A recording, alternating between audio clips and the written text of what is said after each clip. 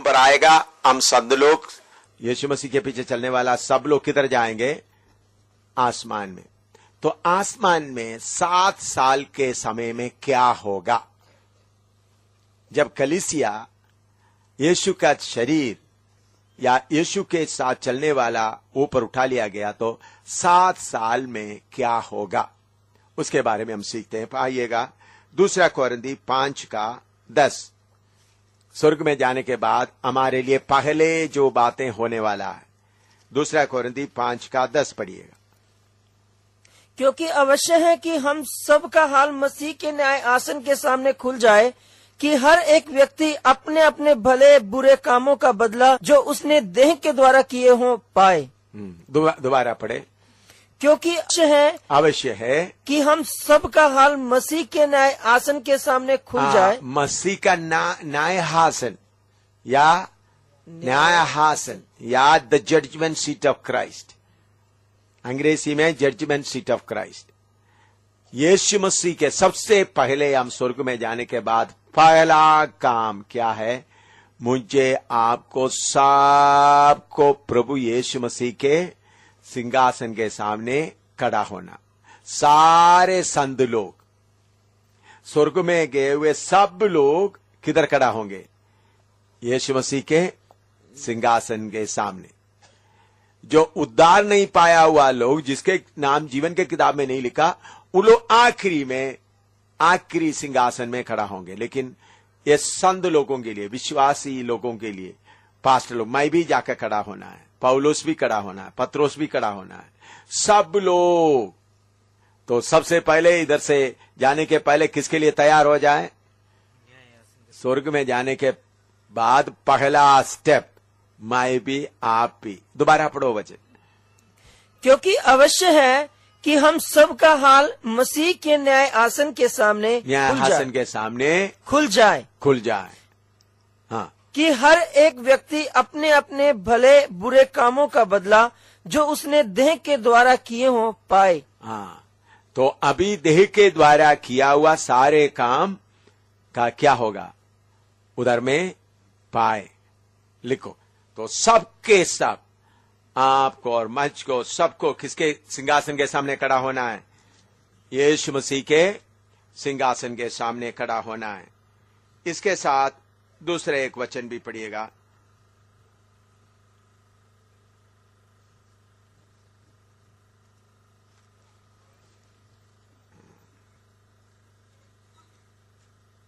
पहला कोरिन्थी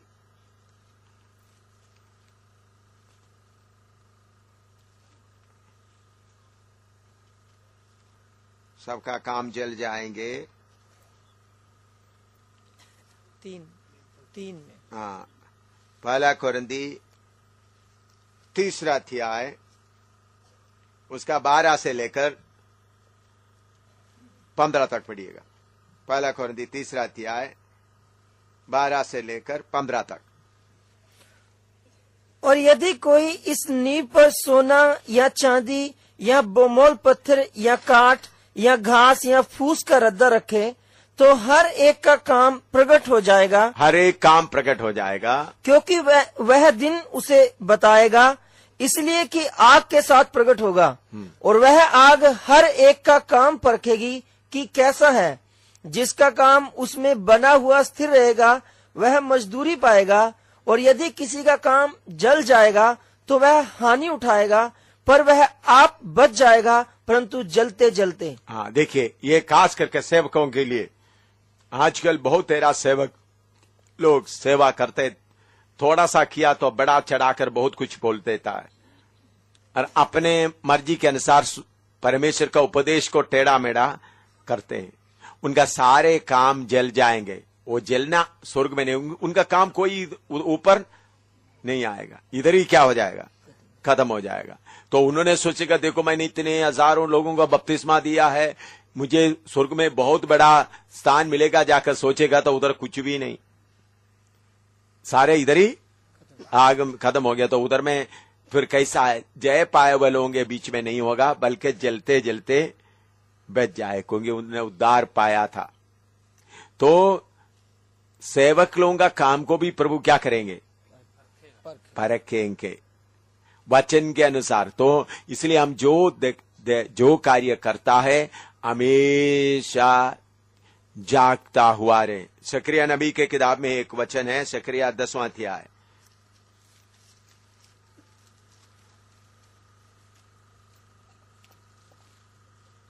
10 का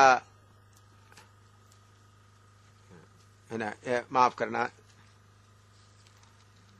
4 का 10 पढ़िएगा। जकरिया 4 का 10।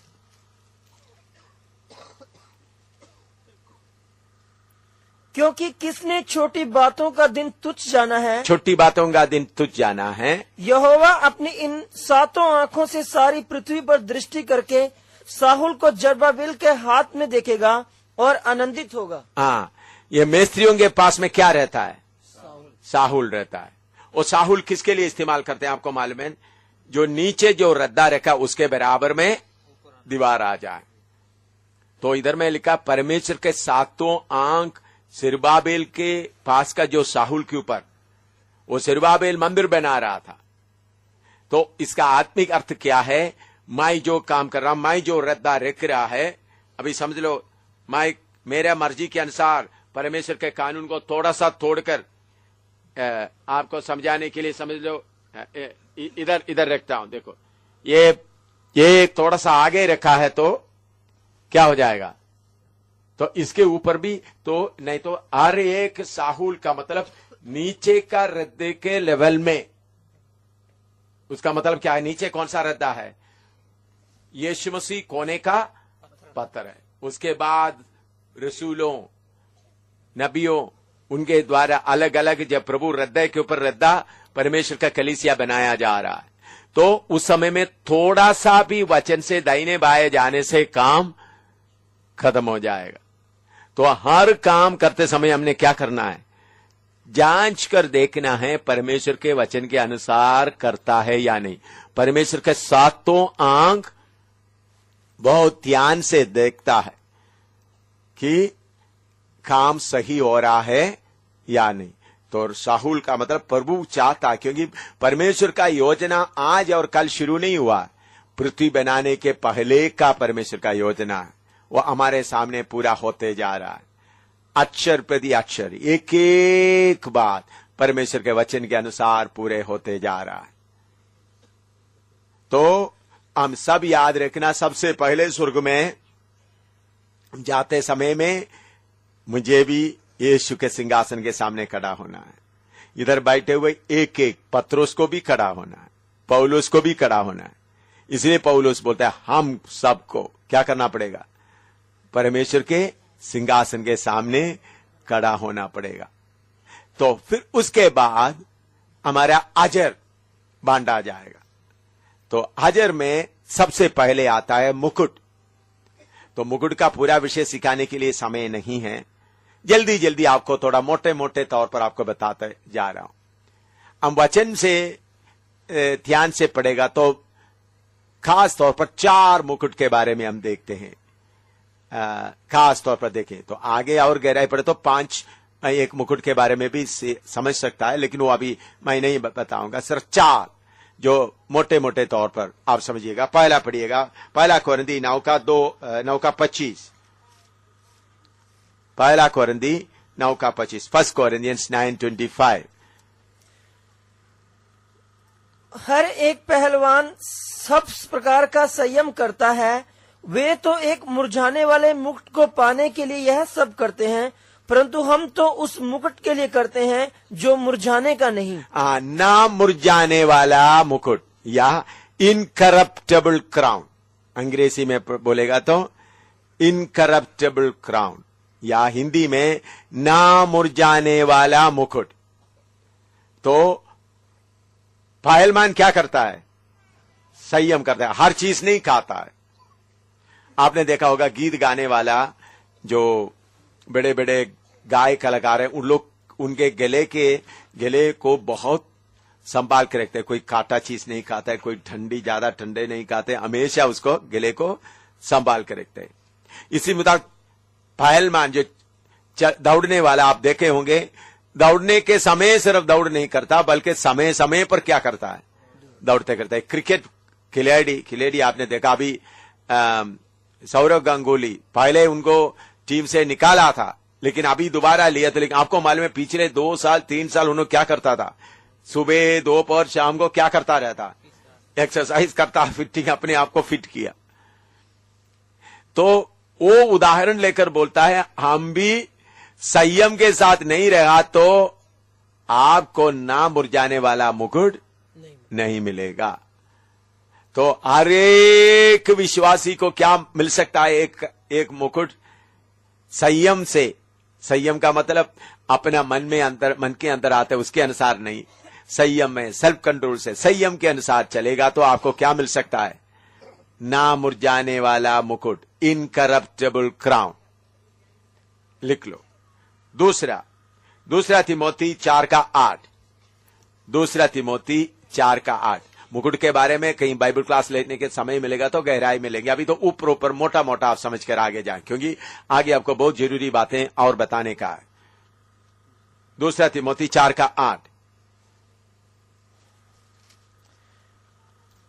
भविष्य में मेरे लिए धर्म का वह मुकुट रखा हुआ है जिसे प्रभु जो धर्मी और न्यायी है मुझे उस दिन देगा, मुझे ही नहीं वरन उन सबको भी जो उसके प्रकट होने को प्रिय जानते हैं। हाँ, प्रभु यीशु मसीह का प्रकट होने का प्रिय जानते हैं उन सबको धर्म का मुकुट या क्राउन ऑफ राइचियसनेस, अंग्रेजी में क्राउन ऑफ राइचियसनेस, धर्म का मुकुट,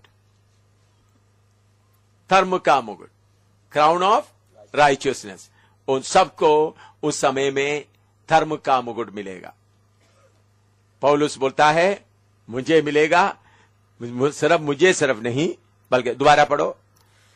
भविष्य में मेरे लिए धर्म का वह मुकुट रखा हुआ है जिसे प्रभु जो धर्मी और न्यायी है मुझे उस दिन देगा, और मुझे ही नहीं वरन उन सबको भी जो उसके प्रकट होने को प्रिय जानते हैं। प्रकट होने के, यीशु आने का प्रिय जानता है।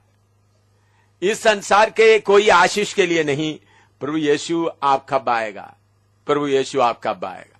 मैं चीन में जाते समय में काफी विश्वासी लोग जो बहुत कष्ट में जाते हैं, उन लोग मेरे से और कुछ नहीं बोलते हैं। कई बार उन लोग पूछा यीशु कब आएगा, क्या मांगते हैं, यीशु कब। इस दुनिया का कोई चीज उन लोग अच्छा नहीं समझता, बल्कि यीशु कब आएगा, यीशु कब आएगा।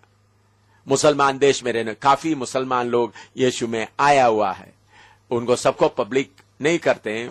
काफी मुसलमान लोग जगह जगह पर, मुझे काफी उसका हिंदुस्तान के अलावा, हिंदुस्तान के बाहर का मैं बताता हूं,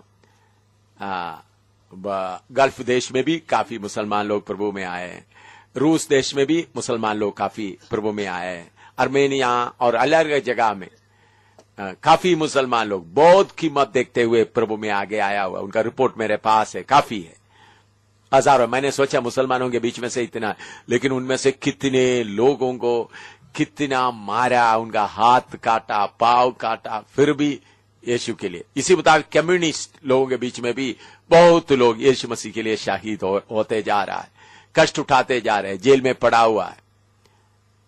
तो उन लोग किसके लिए इंतजार कर रहा है, यीशु कब आएगा। मैं विश्वास करता हूं आप लोग भी सब यीशु के लिए इंतजार करने के कारण ठंड के समय में इधर आया है, यीशु के लिए इंतजार कर रहा है। अभी मैं आते ही बीमारों के लिए प्रार्थना क्यों शुरू नहीं किया, क्योंकि ये मीटिंग बीमारों का प्रार्थना करने का जगह नहीं है। बीमारों के लिए बाद में प्रभु की आत्मा बोलते समय प्रार्थना करेंगे, या नहीं तो प्रभु के दास लोग क्या करेंगे, प्रार्थना कर सकते। अभी मैं बीमारों के लिए प्रार्थना करना शुरू करेगा तो सबका ध्यान किसमें हो जाएगा, पेट दर्द, कमर दर्द, सिर दर्द। भाई आपका वो शरीर का दर्द से बढ़कर अंदर का दर्द पूरा ठीक करना पहले, बाद में बाहर का दर्द क्या हो जाए उसका देखेंगे। सबसे पहले कौन सा दर्द ठीक हो जाए, अंदर का दर्द, अंदर का इलाज हो जाए, फिर बाद में बाहर का तो 1 सेकंड का काम है। तो इसलिए जो यीशु मसीह का आमद को प्रिय जानता है उनको कौन सा मुकुट मिलेगा, धर्म का मुकुट। तो एक है ऐसा, पहला है संयम के साथ चलेगा तो क्या मिलेगा, ना मुरझाने वाला मुकुट मिलेगा। और इधर में यीशु मसीह को आमद को प्रिय जानते हुए रहेगा तो क्या मिलेगा, धर्म का मुकुट। और तीसरा याकूब 1:12 पढ़िए। याकूब 1:12।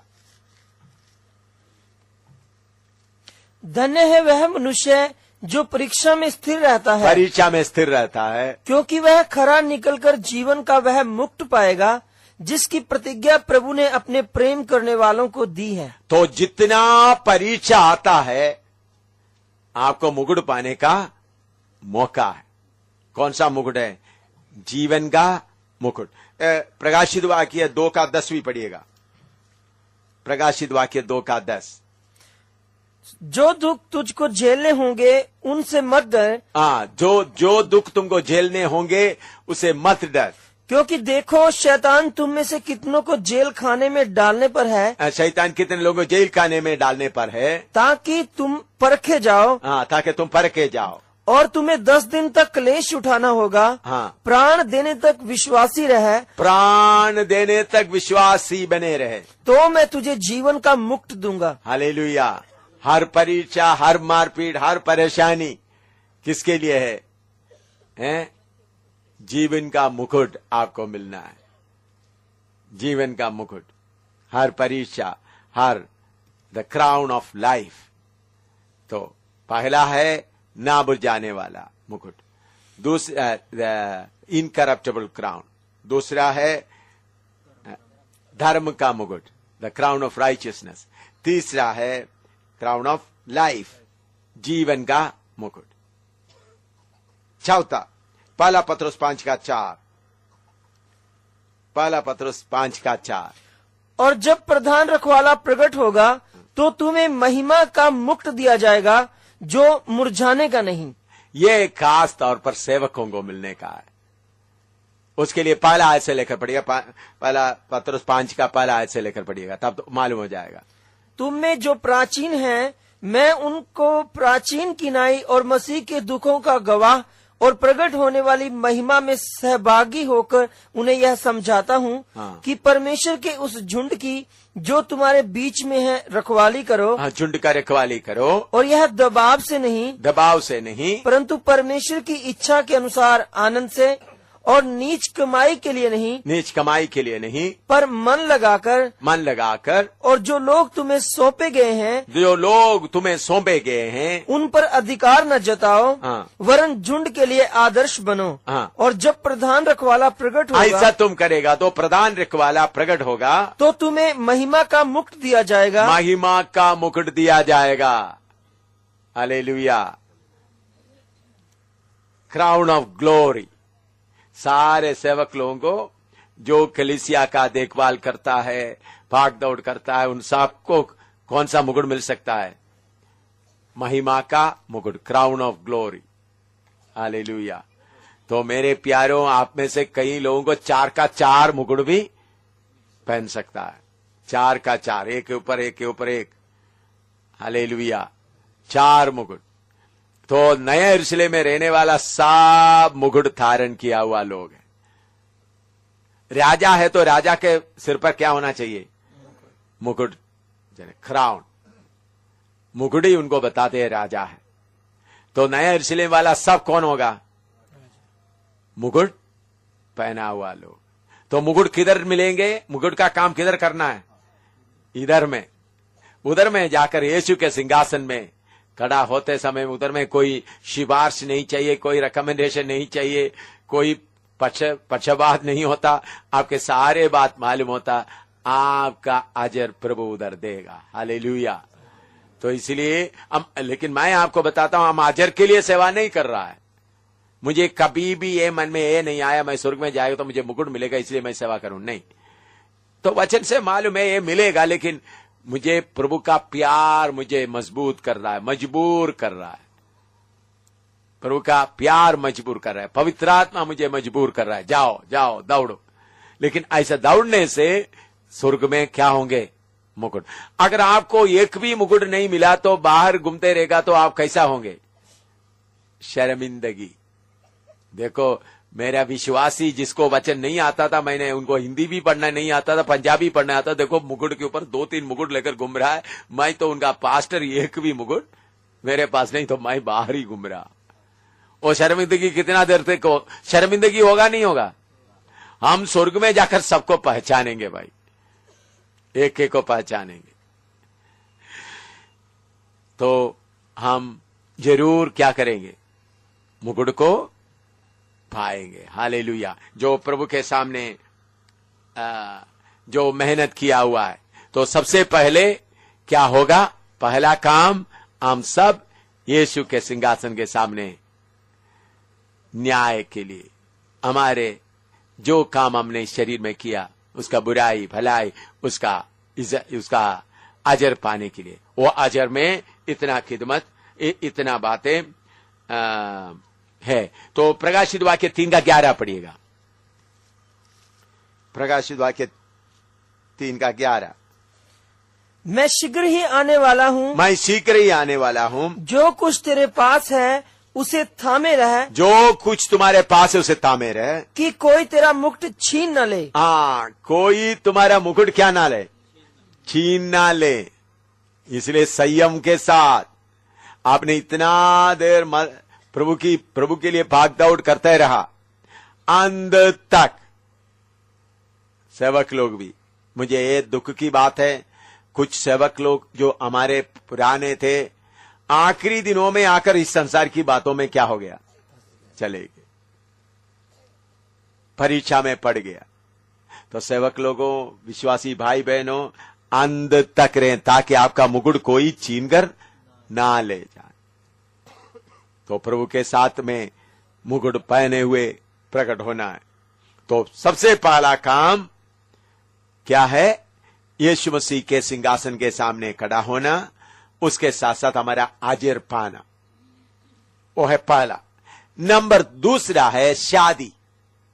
स्वर्ग में एक बड़ा शादी होने वाला है, वो पहले हमने पढ़ा है प्रकाशित वाक्य 19:6-9। हाँ, पढ़ेगा प्रकाशित वाक्य 19:6-9। फिर मैंने बड़ी भीड़ का सा और बहुत जल का सा शब्द और गर्जन का सा शब्द सुना कि हालेलुया, इसलिए कि प्रभु हमारा परमेश्वर सर्वशक्तिमान राज्य करता है। आओ हम आनंदित और मगन हों और उसकी स्तुति करें, क्योंकि मेमने का ब्याह आ पहुंचा और उसकी पत्नी ने अपने आप को तैयार कर लिया है, और उसको शुद्ध और चमकदार महीन मलमल पहनने का अधिकार दिया गया, क्योंकि उस महीन मलमल का अर्थ पवित्र लोगों के धर्म के काम है। उसने मुझसे कहा, यह लिख कि धन्य वे हैं जो मेमने के विवाह के भोज में बुलाए गए हैं। फिर उसने मुझसे कहा, ये वचन परमेश्वर के सत्य वचन हैं। हालेलुया। देखिए, इधर में यीशु मसीह का कलीसिया को, यीशु मसीह के लिए ये इस संसार में जैसा एक पति पत्नी का संबंध का भाषा में लिखा है, पति पत्नी का संबंध का भाषा में, स्वर्ग में जाकर के खाना किधर रखा है, शादी कहाँ है, वो देकर के कोई नहीं रहना, ऐसा इस दुनिया के जैसा शादी नहीं होता, बल्कि हमारा समझाने वाला भाषा में लिखा है। वो भाषा में लिखा है। वो बात क्या है, प्रभु यीशु मसीह के साथ हम क्या हो जाएंगे, एक साथ मिल जाएंगे समन। तो मैं आपको बता रहा था, शादी का मतलब आखिरी में, हालेलुया, हम हजर वगैरह पाने के बाद यीशु का शरीर जैसा हम बन जाएंगे, जैसा पति पत्नी मिलकर एक शरीर बन जाता है। हालेलुया। इसी मुताबिक हमको एक दिन आ रहा है, हमारा ही जय पाए वह सारे लोग यीशु मसीह के शरीर की तरह, यीशु मसीह के शरीर का अंग की तरह वो प्रोग्राम होंगे। उसका मतलब एक आत्मिक आपस में मिलने का, एक मन एक शरीर, वो है, उसको एक शादी के तौर पर इधर बताया गया है। तो अजर पाने के बाद हम सब जिन्होंने तैयार अपने आप को तैयार किया है, इस दुनिया को त्यागा है, किसके शरीर के अंग बन जाएंगे, प्रभु यीशु मसीह का, पिता का। इसलिए प्रभु यीशु ने बोला, जैसा पिता मैं तुझ में हूं वैसा मुझ में। वो तो शादी का असली मतलब थोड़ा पढ़कर सुनाता हूं। यूहन्ना सुसमाचार 17 अध्याय में आइएगा, यूहन्ना 17।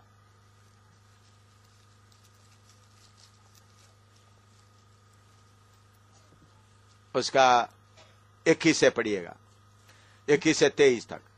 जैसा तू हे पिता मुझ में है और मैं तुझ में हूँ, वैसे ही वे भी हम में हो, इसलिए कि जगत प्रतीति करे कि तू ही ने मुझे भेजा।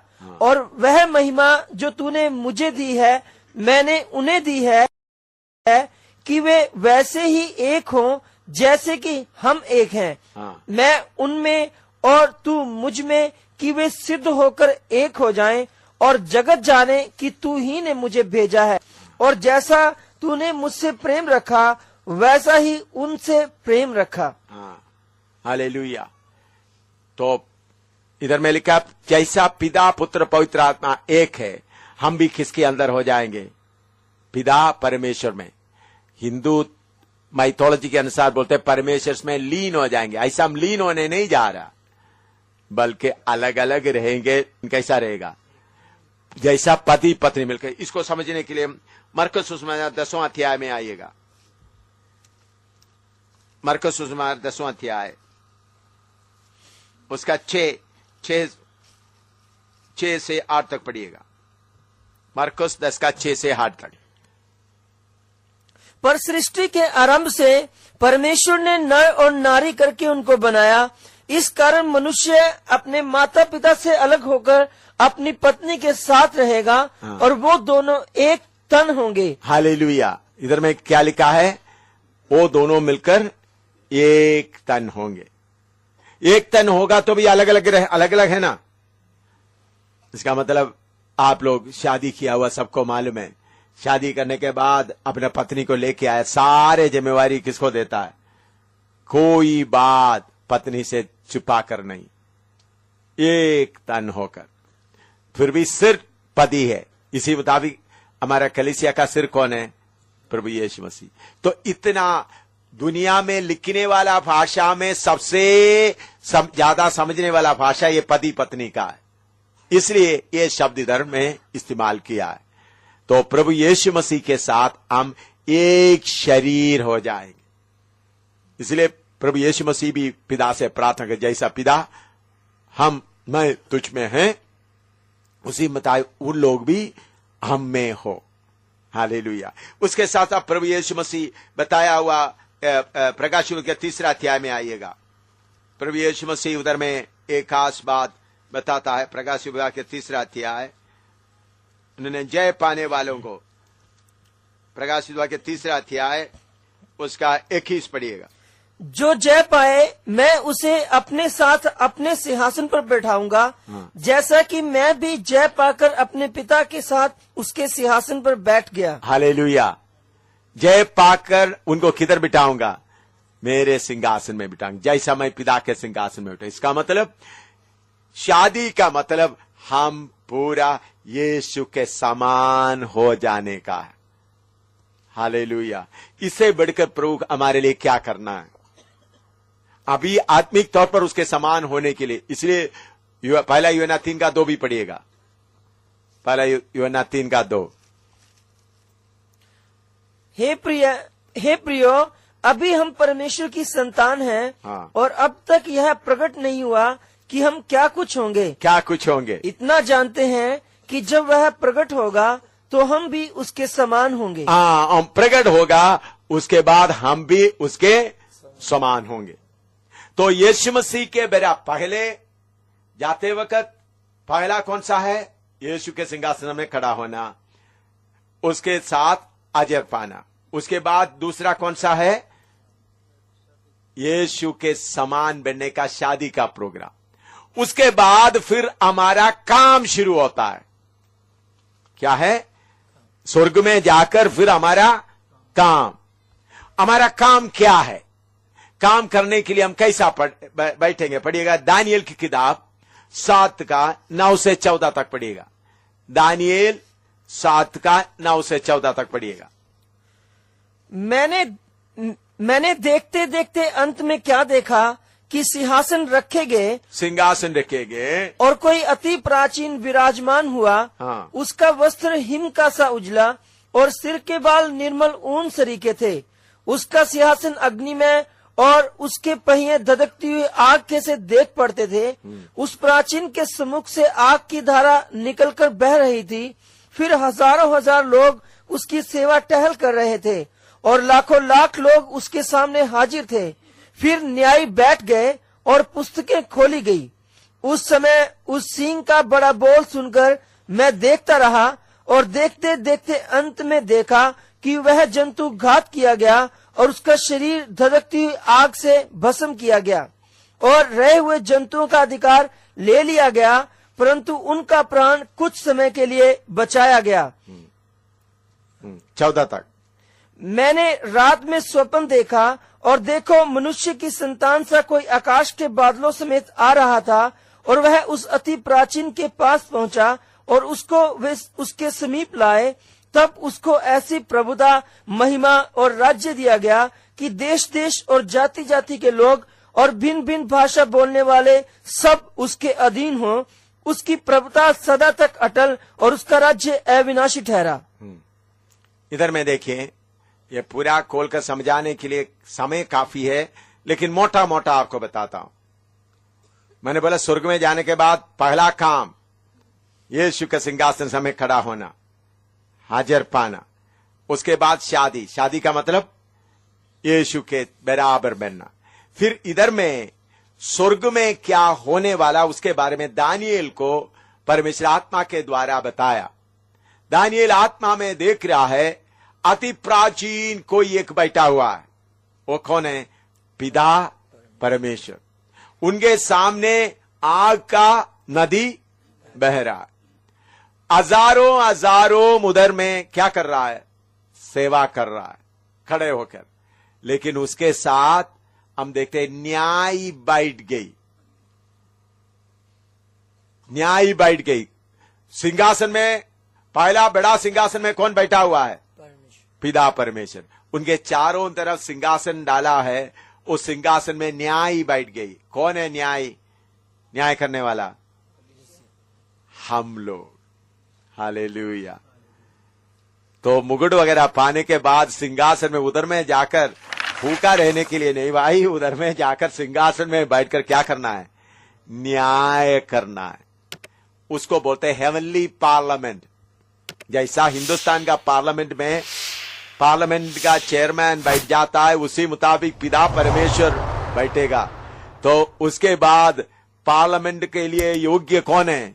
इस संसार में जय पाया हुआ सारे यीशु का दुल्हन चारों तरफ पिता परमेश्वर के चारों तरफ सिंहासन में बैठेंगे। जिस सिंहासन में बैठकर उधर में एक चर्चा है, इस संसार का राज्य किसको देना है। हम देखते हैं सबसे पहले इस संसार का पूरा साम्राज्य बाबिलोन को दिया था।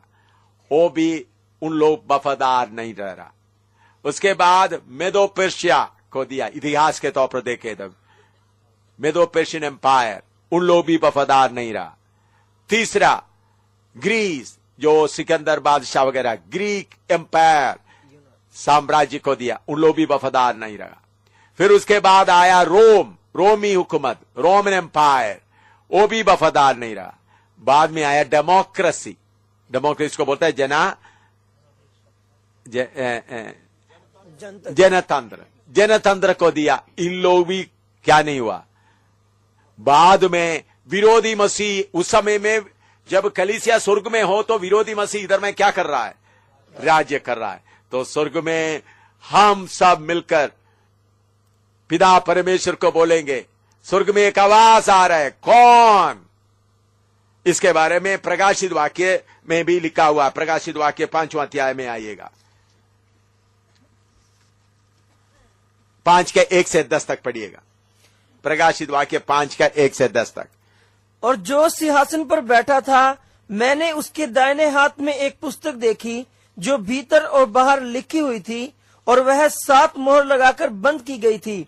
फिर मैंने एक बलवंत स्वर्गदूत को देखा जो ऊंचे शब्द से यह प्रचार करता था कि इस पुस्तक के खोलने, इस पुस्तक का खोलने और उसकी मोहरों के तोड़ने के योग्य कौन है। हाँ। और न स्वर्ग में और न पृथ्वी पर और न पृथ्वी के नीचे कोई उस पुस्तक को खोलने या उस पर दृष्टि डालने के योग्य निकला। हाँ। और मैं फूट फूट कर रोने लगा, फूट फूट कर रोने लगा, क्योंकि उस पुस्तक के खोलने और उस पर दृष्टि करने के योग्य कोई न मिला। हाँ। तब उन प्राचीनों में से एक ने मुझसे कहा, हाँ। मत रो, देख यहूदा के गोत्र का वह सिंह जो दाऊद का मूल है, हाँ। उस पुस्तक को खोलने और उसकी 7 मोहरें तोड़ने के लिए जयवंत हुआ है। हाँ। और मैंने उस सिंहासन और 4 प्राणियों और उन प्राचीनों के बीच में मानो एक वध किया हुआ मेमना खड़ा देखा।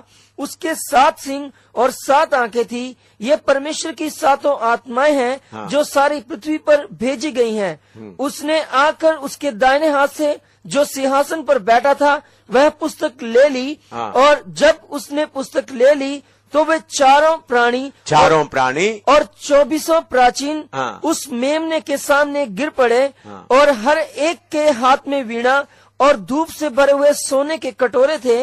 ये तो पवित्र लोगों की प्रार्थनाएं हैं। हाँ। और वे यह नया गीत गाने लगे कि तू इस पुस्तक को लेने और उसकी मोहरों के खोलने के योग्य है, मोहरों को खोलने के लिए योग्य है, क्योंकि तूने वध होकर अपने लहू से हर एक कुल और भाषा हाँ। और लोग और जाति में से परमेश्वर के लिए लोगों को मोल लिया है और उन्हें हमारे परमेश्वर के लिए एक राजा और याजक बनाया। और वे उन्हें करके लिखा है, लेकिन वो अंग्रेज आपका भाषा में गलती है। हमें आना है, मेड अस।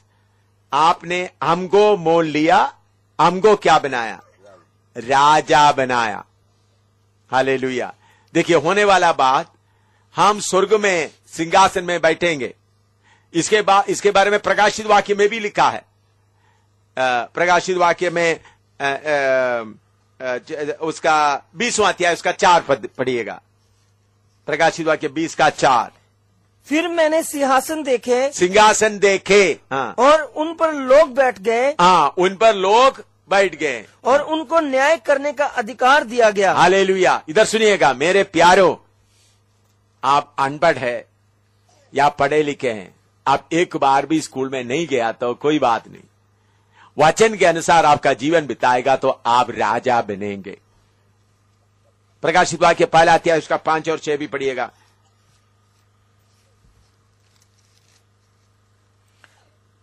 और यीशु मसीह की ओर से जो विश्वास योग्य साक्षी और मरे हुओं में से जी उठने वालों में पहलौठा और पृथ्वी के राजाओं का हाकिम है, तुम्हें अनुग्रह और शांति मिलती रहे।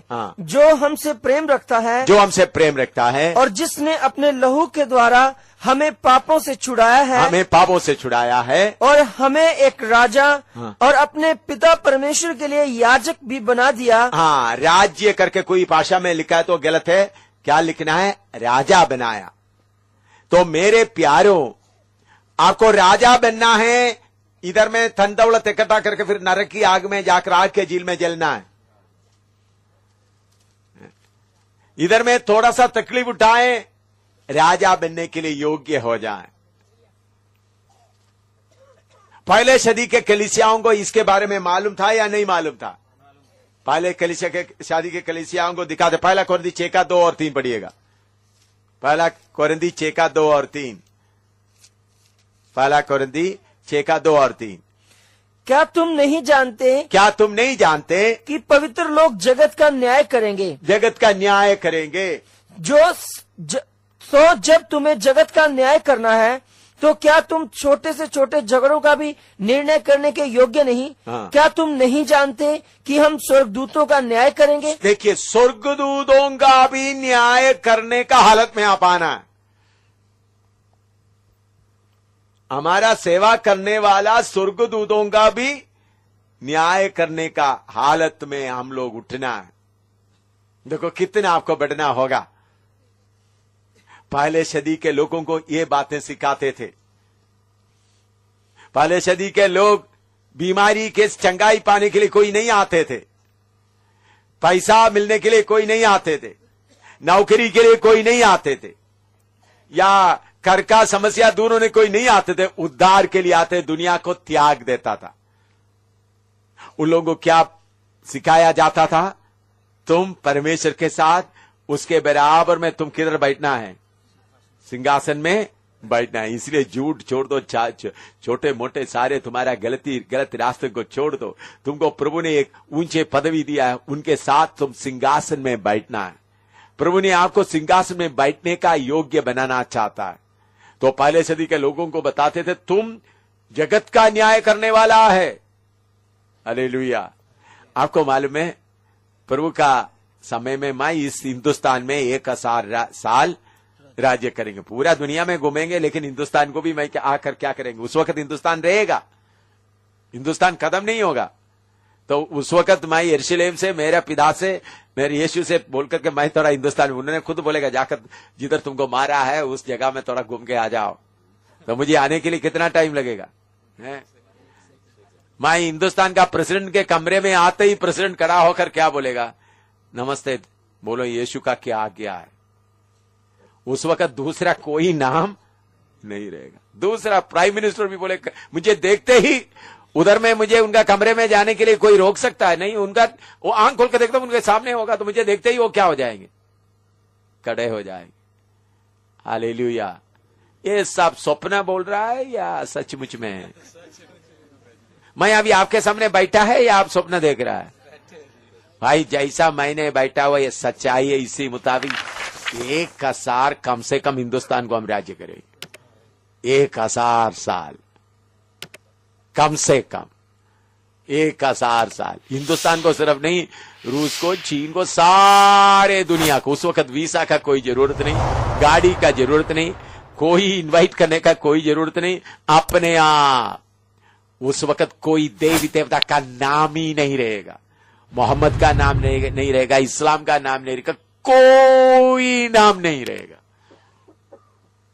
सिर्फ एक ही नाम, यीशु मसीह का नाम। अभी उन लोग उनका आखिरी जमाने, आखिरी में जितना कुछ करना तो करने दो। हम छुप कर रह रहा है, हमको आशा है। क्या है? इस हिंदुस्तान में अभी गरीब बन गया, आधा चप्पल में, आधा खाना खाकर पेड़ के नीचे सोते हुए चलने वालों, तुम क्या करोगे? यीशु के साथ बैठ करके 1000 साल। वो तो सिर्फ शुरू ही है, फिर अनंत काल का शुरू हो रहा है। हालेलुया। सबसे पहले अनंत काल का नया यरूशलेम में राज्य करने के पहले, नया धरती में राज्य करने के पहले अपना देश में हम क्या करेंगे? राज्य करेंगे। हालेलुया। विश्वास करता है? क्या क्या भाई आप, ये मैं विश्वास करता हूं भाई। हालेलुया। इसलिए इतना मार खाते हुए मैं इन लोगों के ऊपर, इसलिए इतना मुझे मारने वाला लोगों को बोलते थे, तुमको माफ कर देता हूं। तुम कितना मारा, तुमको माफ कर देता हूं, क्योंकि हम राजा है। हम इसके लिए योग्य नहीं थे प्रभु यीशु, क्योंकि कल मैंने बताया हम किसके घर में जन्म हुआ है? परमेश्वर के घर में। हमारा मजहब नहीं बदला, हमारा धर्म नहीं बदला, शैतान की घर से बदलकर किसके घर में आया? परमेश्वर के घर में। घर बदली हुआ। कौन सा घर? शैतान के घर से निकलकर परमेश्वर के घर में आया। तो मेरे प्यारों, हम इधर में दानियल भी देख रहा है, आदि प्राचीन सर्वशक्तिमान परमेश्वर बैठा, तो उनके साथ साथ न्यायी बैठ गए, सिंहासन में बैठ गए। और स्वर्ग में यूहन्ना बपतिस्मा देने वाला भी देख रहा है, स्वर्ग में एक आवाज आ रहा है, ये मोहर खोलने के लिए कौन योग्य है? स्वर्ग में कोई नहीं, पृथ्वी में कोई नहीं, और पृथ्वी के नीचे कोई नहीं। तब कौन है? एक मेमना, काटा हुआ मेमना जैसा हमारा यीशु खड़ा हुआ है। हालेलुया। हम सब मिलकर बोलेंगे, पिता परमेश्वर सिर्फ राज्य करने के लिए एक ही योग्य है। वो कौन है? प्रभु यीशु मसीह। हालेलुया। प्रभु यीशु मसीह के साथ हम भी राज्य करेंगे। दानियल की किताब 8वां अध्याय में, 7वां अध्याय में उसका 18 पढ़िएगा। 7 का 14 एक बार पढ़ो। एक बार पढ़ा है, फिर भी पढ़ो। तब उसको ऐसी प्रभुता, महिमा और राज्य दिया गया, प्रभुता और महिमा राज्य दिया गया, कि देश देश और जाति जाति के लोग, देश देश के और जाति जाति के लोग, और भिन्न भिन्न भाषा बोलने वाले, हाँ, सब उसके अधीन हो, सब उसके अधीन हो। उसकी प्रभुता सदा तक अटल और उसका राज्य अविनाशी ठहरा। उसका राज्य सदा तक अटल और अविनाशी रहेगा। और उसका 18 पढ़िएगा। परंतु 7 का 18, दानियल 7 का 18। परंतु परम प्रधान के पवित्र लोग, परम प्रधान के पवित्र लोग राज्य को पाएंगे राज्य को पाएंगे और युगान युग उसके अधिकारी बने रहेंगे। हालेलुया। कितना देर तक? बोलो, युगान युग तक, जिसका आरंभ और अंत नहीं है। हालेलुया। युगान युग तक। वो कौन है? राज्य पाने वाला संत लोग कौन है? वो किधर से आएगा? हैं? राज्य पाने वाला संत लोग कोई इधर है? आया है कोई? कोई आया है तो हाथ खड़ा करो। मैं पहले हाथ खड़ा करता हूं। बहन लोग कोई नहीं है। बहन लोग सब अब चुन्नी पहनकर सूट पहनकर उधर बैठेंगे। ठीक है भाई, आप लोग इधर ही बैठो, हम लोग जाएंगे। हालेलुया। मैं दोबारा बोलता हूं, राज्य को पाने वाला संत लोग कोई इधर है तो हाथ खड़ा करो। Hallelujah, hallelujah, hallelujah. ये आशा है हमारा। पहला सदी के लोगों के दिल के अंदर ये आशा बैठे होता। अभी तो थोड़ी देर का भूखा रहना, थोड़ी देर का कपड़े के बिना रहना, थोड़ी देर मार खाना, ये सब उनके साथ कष्ट उठाएगा तो उनके साथ क्या भी पाएंगे? महिमा भी पाएंगे, राज्य भी पाएंगे, वारिश भी हो जाएंगे। हालेलुया। हमारा बड़ा भाई कीमत दे दिया, हम भी कीमत देकर राज्य को पाएंगे। और उसका 18 का 27 भी पढ़िएगा। तब राज्य और प्रभुता और धरती पर के राज्य की महिमा, धरती पर का राज्य के महिमा परम प्रधान ही की प्रजा अर्थात उसके पवित्र लोगों को दी जाएगी। और उसका राज्य सदा का राज्य है और सब प्रभुता करने वाले उसके अधीन होंगे। हालेलुया। राज्य को किसको दिया जाएगा? परम प्रधान का प्रजा। वो कौन है? यीशु का कलीसिया। हालेलुया। मेरे प्यारों, इस संसार में हम इतना कष्ट और दुख उठाते हुए चल रहा है। स्वर्ग में जाकर साथ साथ हम पिता के साथ में रहेंगे, पुत्र के साथ में रहेंगे, पवित्र आत्मा के साथ में रहेंगे। इस धरती के सारे बातों को देखते रहेंगे, लेकिन पूरा राजा होकर फिर हम 7 साल के बाद यीशु मसीह के साथ इस पृथ्वी में फिर आएंगे। तो जब हम एक इधर से बादलों पर उठा लिया गया तो फिर 7 साल सबसे पहले कौन सा होगा? तो देखिए, स्वर्ग में जाकर आप पहले मैं ब्रीफिंग कर देता हूं आपको। स्वर्ग में जाने के बाद आपको पहला क्या करना होगा, ताकि उधर में तो प्रभु हमको कुछ भी पता नहीं, तो अभी से मैं बताता हूं। प्रभु के वचन में लिखा हुआ, स्वर्ग में जाकर सबसे पहले क्या है? यीशु का सिंहासन के सामने खड़ा होना। ज्यादा टाइम उधर क्यू लाइन का कोई बड़ा जरूरत नहीं, आत्मिक बातें जल्दी जल्दी जल्दी जल्दी हो जाएगा। तो एकदम अजर पाकर मुकुट पाएंगे। फिर क्या है? पिता पुत्र पवित्र आत्मा के साथ हम मिल जाएंगे। गायब नहीं होंगे, उनके अंदर घुसेंगे नहीं, मिल जाएंगे। मतलब जैसा पति पत्नी एक शरीर होता है। हालेलुया। कितना आनंद की बात है। इतना ऊंचे पदवी प्रभु हमको देने के लिए आपको और मुझको चुनाई। इसलिए कितने लोग मार खाता है, कितने लोग यीशु के लिए शहीद हो जाता है। इतना बड़ा वायदा प्रभु ने दिया है। इस वचन में लिखा हुआ है, एक एक बार पूरा होता जाता है। आसमान टल जाएगा, पृथ्वी टल जाएगा, लेकिन परमेश्वर का वचन कभी नहीं टलेगा। तो फिर हम राज्य को पाएंगे। और कितना देर तक राज्य करते रहेंगे? युगान युग तक राज्य करते रहेंगे। हालेलुया। एक गीत गाएं, जाएंगे हम उत्तम देश में। जरूर थोड़ा सा गाएंगे, जाएंगे हम उत्तम एक देश में जरूर। थोड़ा सा गाने बाद फिर मैं खत्म नहीं हुआ, और भी वचन आपको बताने के लिए। जाएंगे उत्तम एक देश में जरूर, रहेंगे प्रभु के साथ हम जरूर। और जाएंगे उत्तम एक देश में जरूर, रहेंगे प्रभु के साथ हम जरूर। स्वर्गीय देश उत्तम भी वो है,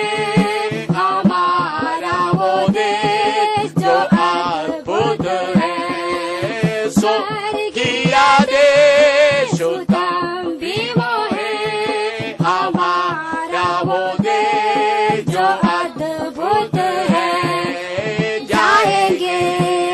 उत्तम एक देश में जरूर रहेंगे, प्रभु के साथ हम जरूर जाएंगे। उत्तम एक देश में जरूर रहेंगे, प्रभु के साथ हम जरूर। पिता को भाया है हमें एक राज्य दे, दुनिया की सृष्टि से पहले बनाया है।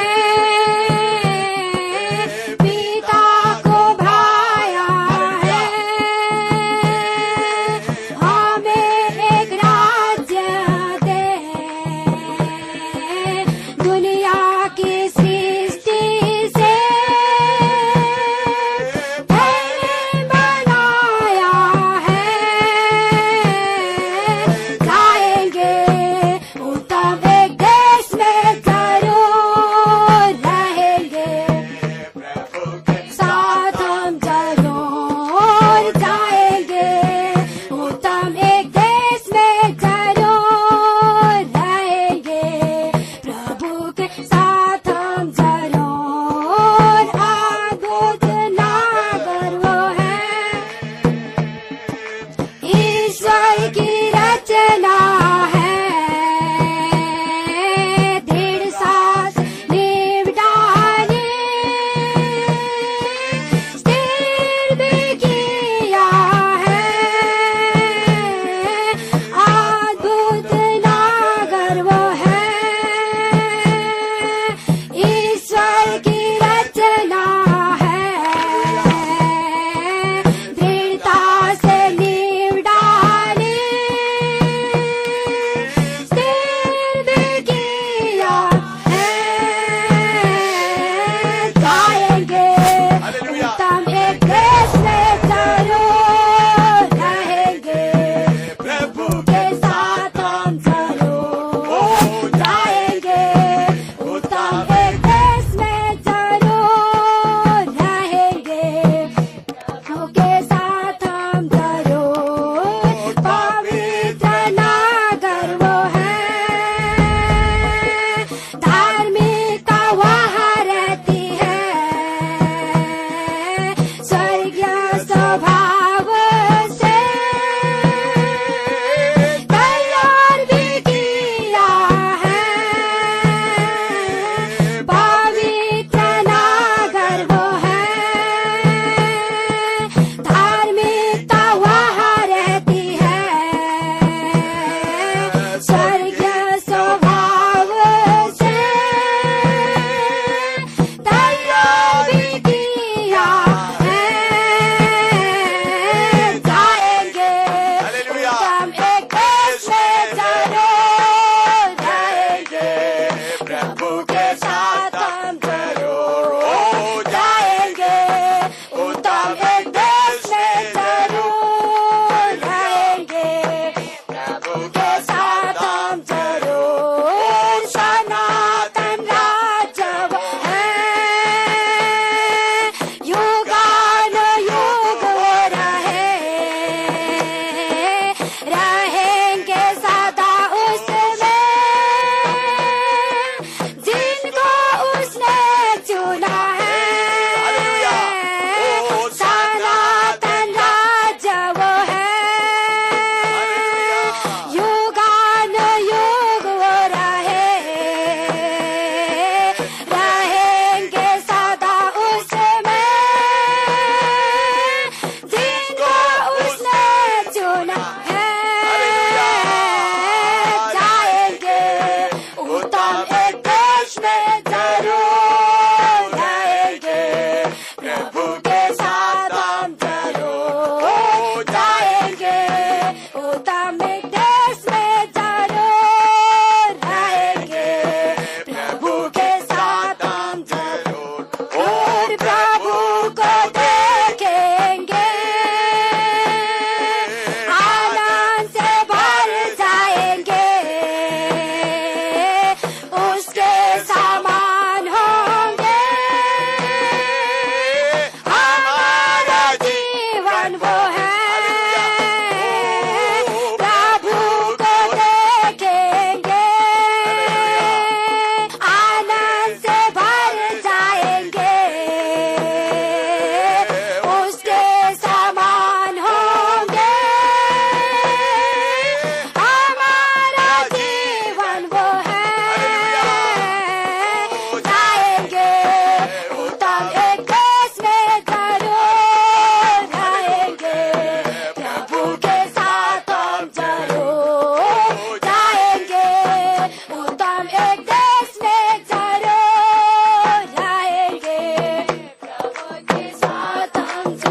आप में से कितने लोगों को उम्मीद है क्रूस पर हमारे लिए जान दिया हुआ हमारा प्यारे यीशु को हम आमने सामने देखेंगे?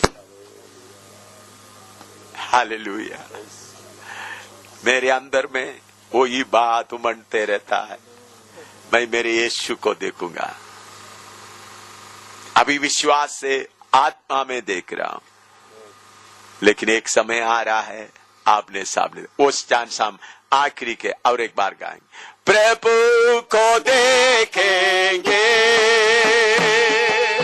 आनंद से भर जाएंगे। हालेलुया। उसके समान होंगे, हमारा जीवन वो है। हालेलुया। ओ प्रभु को देखेंगे, आनंद से भर जाएंगे। हालेलुया। हालेलुया। उसके समान होंगे, हमारा जीवन वो है। जाएंगे, उत्तम एक देश में जरूर रहेंगे, प्रभु के साथ हम जरूर हो जाएंगे। उत्तम एक देश में जरूर हालेलुया, रहेंगे, प्रभु के साथ हम जरूर ओ पिता को दे देंगे, आनंद से भर जाएंगे। हालेलुया। उसके समान होंगे, हालेलुया। हालेलुया। हमारा जीवन हालेलुया। वो है। आगे बढ़ करके गाएं, ओ पिता को देखेंगे, आनंद से भर जाएंगे।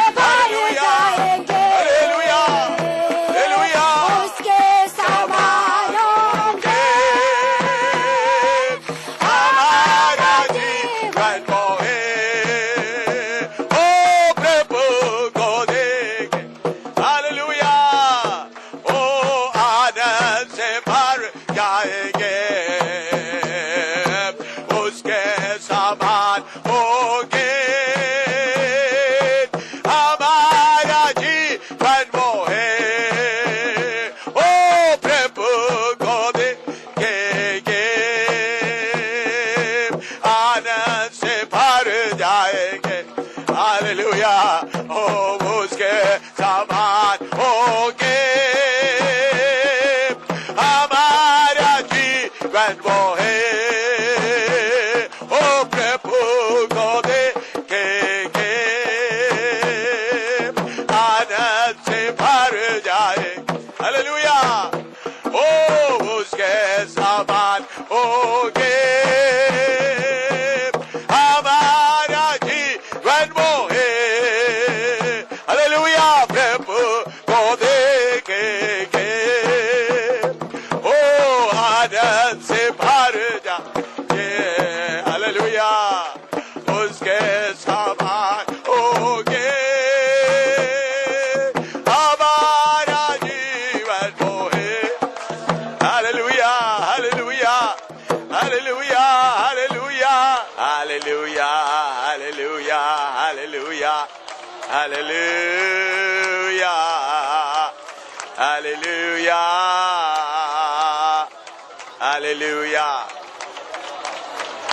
Hallelujah, hallelujah, hallelujah, hallelujah, Shaba baba bene hashaba hashaba hashaba isha hashama hasha hashaba ishama hashaba hashama hasha isha hashama hasha hashaba ishaba la shama hasha shaba shaba ishaba la shama hashaba ishama shaha shama shala ele shama hasha dala shama hatana uri shandala raba shandala. Hallelujah.